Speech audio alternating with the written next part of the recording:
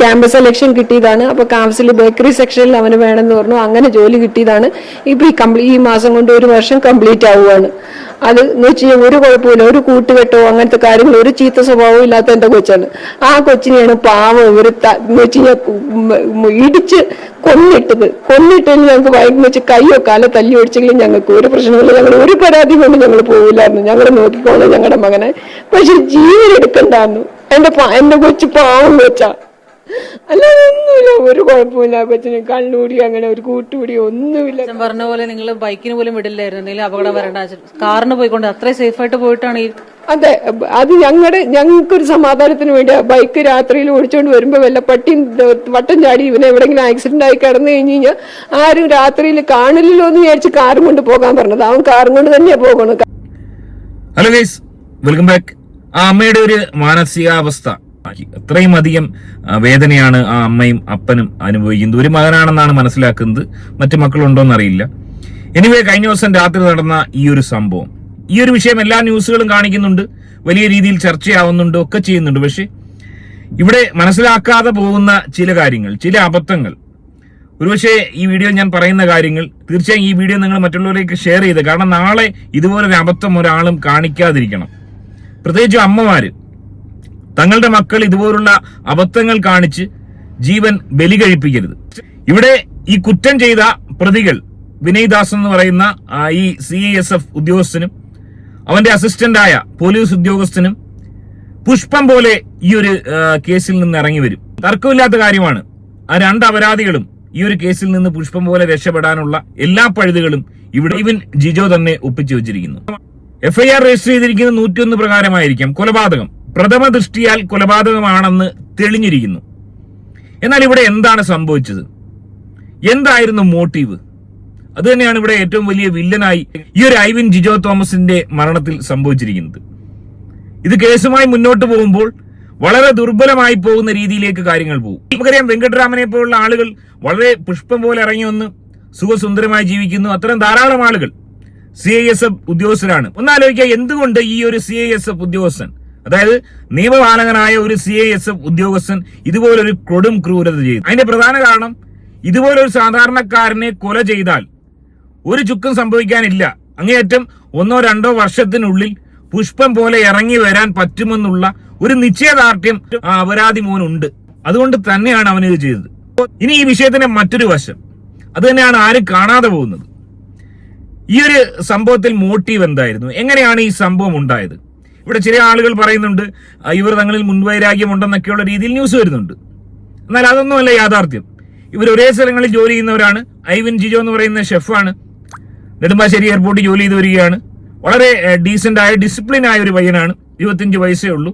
ഈ പറയപ്പെടുന്ന CISF ഉദ്യോഗസ്ഥർ നെടുമ്പാശ്ശേരി എയർപോർട്ടിൽ തന്നെ ജോലി ചെയ്യുന്നവരാണെന്ന് മനസ്സിലാക്കുന്നു. ഈ സംഭവം നടന്ന സ്ഥലത്ത് ഇവരുടെ ക്വാർട്ടേഴ്സാണ്. നിരവധി CISF ഉദ്യോഗസ്ഥർ താമസിക്കുന്ന സ്ഥലമാണ്. കൂടുതലും നോർത്ത് ഇന്ത്യക്കാരാണ്, ബീഹാറികളാണ് കൂടുതലും.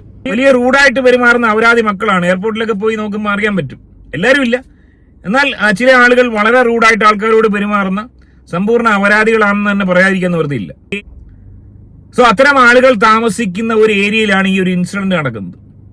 അവിടെ നടന്ന സംഭവം അതാണ് മനസ്സിലാക്കേണ്ടത്. ഓരോ അമ്മമാരും തങ്ങളുടെ മക്കൾക്ക് പറഞ്ഞു കൊടുക്കേണ്ട കാര്യങ്ങൾ, അല്ലെങ്കിൽ നമ്മൾ തന്നെ സ്വയം മനസ്സിലാക്കേണ്ട ഇതുപോലുള്ള അബദ്ധങ്ങൾ ആരും കാണിക്കാതിരിക്കുക. ഐവിൻ ജിജോ തന്റെ ആൾട്ടോ 800 കാറ് ഓടിച്ചു വരികയും അതിന്റെ പിന്നാലെ CISF ഉദ്യോഗസ്ഥരുടെ മാരുതി എക്സ്പ്രസോ വെള്ളക്കാറിൽ അവർ വരുന്നു. ചെറിയ വഴിയാണ്, പെട്ടെന്ന് ഓവർടേക്ക് ചെയ്ത് കടന്നു പോകാനുള്ള സാധ്യതയില്ല. അതുകൊണ്ട് തന്നെ ഈ ഐവിൻ ജിജോ അവിടെ വെച്ച് സൈഡ് കൊടുക്കുന്നില്ല. അതുകൊണ്ട് തന്നെ CISF ഉദ്യോഗസ്ഥർക്ക് ഓവർടേക്ക് ചെയ്ത് പോകാൻ സാധിച്ചില്ല. എന്നാൽ അവർ പർപ്പസ്ഫുള്ളി ആ ഒരു വഴിയിൽ വെച്ച് ഓവർടേക്ക് ചെയ്യുമ്പോൾ ഈ CISF ഉദ്യോഗസ്ഥരിലെ ഒരാൾ ആംഗ്യം കാണിച്ചു. തന്തയില്ലാത്തവൻ എന്നുള്ള രീതിയിൽ പൊതുവെ പല ആളുകളും കാണിക്കുന്ന ഒരു ആംഗ്യം കാണിച്ചു. ഇതിൽ പ്രകോപിതനായ ഈ ഐവിൻ ജിജോ, അദ്ദേഹം നല്ല രീതിയിൽ ജോലി ചെയ്യുന്ന ഡിസിപ്ലിനായ 27 വയസ്സുള്ള ചെറുപ്പക്കാരനാണ്. ചോരത്തിളപ്പുള്ള ഒരു പ്രായമാണ്. ഇവൻ എന്ത് ചെയ്തു? ഓവർടേക്ക് ചെയ്ത് ഇവരുടെ വണ്ടിക്ക് വട്ടം വെച്ച് ഇവരെ പിടിച്ചതിന് ശേഷം ഇറങ്ങിച്ചെന്ന് അവരോട് കാര്യം അന്വേഷിക്കുന്നു. അവിടെ വെച്ച് അങ്ങോട്ടും ഇങ്ങോട്ടും സംസാരം ഉണ്ടാവുന്നു. ഐവിനും ഈ ഉദ്യോഗസ്ഥരുമായിട്ട് അങ്ങോട്ടും ഇങ്ങോട്ടും വാക്കുകൾക്ക് ഉണ്ടാവുന്നു. അവർ 2 പേരായിരുന്നു ഉണ്ടായിരുന്നത്. അതിനിടയിൽ അവിടെ അങ്ങോട്ടും ഇങ്ങോട്ടും വാഹനങ്ങൾ കടന്നു പോകുന്നുണ്ട്. ആ ഒരു സംസാരത്തിന് ശേഷം ഐവിൻ അവരുടെ വണ്ടിയുടെ ഫ്രണ്ടിൽ കയറി നിൽക്കുന്നു. അതായത് ആ ഒരു സംസാരത്തിന് ശേഷം അവർ പൊടുന്നനെ വണ്ടി തിരിച്ച് ബാക്കിലൂടെ എടുത്തിട്ട് കടന്നു പോകാൻ ശ്രമിക്കുമ്പോൾ ഐവിൻ അതിന്റെ ഫ്രണ്ടിൽ കയറി നിൽക്കുന്നു. ഫ്രണ്ടിൽ കയറി നിന്ന് വീഡിയോ എടുക്കുന്നു. അതായത് ഐവിന്റെ മൊബൈലിൽ എല്ലാ ദൃശ്യങ്ങളും ഉണ്ട്. തുടക്കം മുതലുള്ള എല്ലാ ദൃശ്യങ്ങളും, ഐവിൻ വണ്ടി തടഞ്ഞു നിർത്തുന്നതും അങ്ങോട്ടും ഇങ്ങോട്ടും സംസാരിക്കുന്നതും എല്ലാ വിശദാംശങ്ങളും ഐവിന്റെ മൊബൈലിലുണ്ട്. ഐവിൻ ആ വീഡിയോ എടുത്തുകൊണ്ട് നിൽക്കുമ്പോൾ ഐവിനെ ഇടിച്ച് ബോണറ്റിന്റെ മുകളിലേക്ക് ഇടുകയും ഐവിനെ ഏതാണ്ട് 1 കിലോമീറ്ററോളം ഓടിച്ചുകൊണ്ട് പോയതിനു ശേഷം നാട്ടുകാർ കാണിയെ തടയാൻ ശ്രമിക്കുമ്പോൾ പെട്ടെന്ന് ബ്രേക്ക് ഇടുകയും റോഡിൽ വീഴുന്ന ഐവിന്റെ മുകളിലൂടെ വണ്ടി ഓടിച്ചു പോവുകയും ഐവിൻ മരണപ്പെടുകയും ചെയ്യുന്നു. അതിനുശേഷം ഇതിലെ വിനയദാസ് എന്ന് പറയുന്നവൻ അഭിനയിക്കുകയും ചെയ്തു. അതായത് വാഹനാപകടമാണ് ഉണ്ടായത്, തനിക്കും അപകടം പറ്റിയെന്നുള്ള രീതിയിൽ കമിഴ്ന്നു കിടന്ന് അബോധാവസ്ഥയിലാണെന്ന് വരുത്തി തീർക്കാനും ശ്രമിച്ചു. മറ്റേ ആൾക്ക് നല്ല രീതിയിൽ അടി കിട്ടുകയും ചെയ്തു. നാട്ടുകാർ അവന്റെ 2 കൈകൾ തല്ലി ഒടിക്കുകയും ചെയ്തു. നാട്ടുകാർ വളരെ നല്ല കാര്യം തന്നെയാണ്. ഇവിടെ ഈ ഉദ്യോഗസ്ഥർ ചെയ്തത് സമ്പൂർണ്ണ അപരാധമാണെന്നിരിക്കെ അവർ നിശിതമായും ശിക്ഷ കിട്ടേണ്ടവർ തന്നെയാണെന്നുള്ള കാര്യത്തിൽ യാതൊരു സംശയമില്ല. ഡെത്ത് പെനാൽറ്റിക്ക് തന്നെ അർഹരായവരാണ്. ഇതൊക്കെ ശരിയെന്നിരിക്കെ ഇവിടെ ഈ പയ്യൻ, അതായത് 25 വയസ്സുള്ള ഐവിൻ ജിജോ കാണിച്ച വലിയൊരു മണ്ടത്തരം അല്ലെങ്കിൽ വലിയൊരു അബദ്ധം, അത് തന്നെയാണ് നമ്മൾ ചിന്തിക്കേണ്ടത്. അതായത് രാത്രി സമയം ഐവിൻ ഒറ്റയ്ക്കാണ് ഐവിന്റെ കാറിലുള്ളത്, ഒരു കൂട്ടുകാരൻ പോലും അടുത്തില്ല. ആ ഒരു അവസരത്തിൽ ഈ 2 വ്യക്തികളുമായി, ആരാണെന്നറിയാത്ത ഒരു കാരണവുമില്ലാത്ത 2 വ്യക്തികളുമായി അവരെ പ്രൊവോക്ക് ചെയ്ത് അങ്ങോട്ടും ഇങ്ങോട്ടും വഴക്കുണ്ടാക്കി വീഡിയോ എടുത്ത് അവരുമായി ഈ ഒരു പ്രശ്നത്തിന് പോയത്, നിസ്സാര കേസിന് ഈ രീതിയിൽ ഒരു പ്രശ്നത്തിന് പോയത്, അത് വലിയൊരു അബദ്ധമാണ്. ഒരു മക്കളും അങ്ങനെ കാണിക്കാൻ പാടില്ല. അവിടെ നമ്മളെ രക്ഷിക്കാൻ ആരുമില്ല, നമ്മൾ ഒറ്റപ്പെട്ടേക്കുവാണ്. മധ്യലഹരിയിൽ നിൽക്കുന്ന അവരുമായി ഇതുപോലൊരു തുറന്ന യുദ്ധത്തിന് ആ ഒരു അവസരത്തിൽ പോയത് ഏറ്റവും വലിയ മണ്ടത്തരം തന്നെയാണ്. ഒരിക്കലും ചെയ്യാൻ പാടില്ല, ഒരാളും ചെയ്യാൻ പാടില്ല.